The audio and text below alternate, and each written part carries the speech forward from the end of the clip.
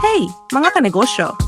Sa video na to ay pag-usapan natin ang tungkol sa Piso WiFi Vendo Business.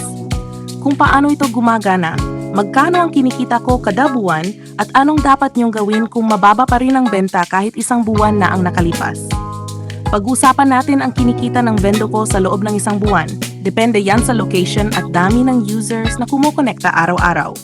May araw na malakas, may araw na matumal. Normal lang yan. Ngayon, paano kung isang buwan na pero mababa pa rin ang kita ng vendo niyo? Heto ang tips ko. Tapatan o babaan ang presyo kumpara sa regular load. Isipin nyo ang regular load sa cellphone. Halimbawa mag-load sila ng 100. Good for 1 week lang yon. Pero kung sa Piso WiFi Vendo mo sila kukuha ng internet, tingnan nyo to. Ganito ang rates ng aking Piso WiFi Vendo gamit ang TP-Link. 1 is 20 minutes. My 5 is 2 hours. 10 is 5 hours. 15 is 1 day at 20, 2 days. Sobrang sulit, di ba? Mas tipid ito kumpara sa regular na mobile data load. Sa 20, sa loob ng 1 week, so 75 lang ang magagastos nila para sa internet. Mas makakatipid sila. Ang sikreto, gawin mong mas mura at mas sulit kaysa sa paglo-load. Mas dadami ang gagamit sa vendo mo at lalaki ang kita mo buwan-buwan.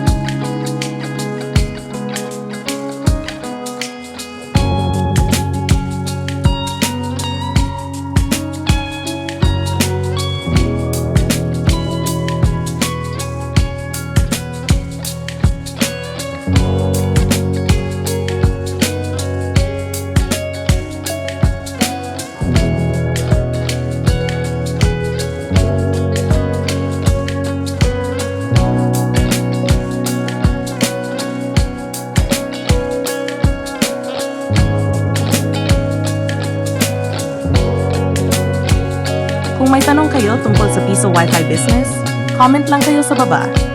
Don't forget to like, share, and subscribe para updated kayo sa mga negosyo tips ko. Kita-kits ulit sa next video. Salamat mga kanegosyo! Like and subscribe for more Piso WiFi tips. Comment mo kung magkano na kinikita ng vendo mo.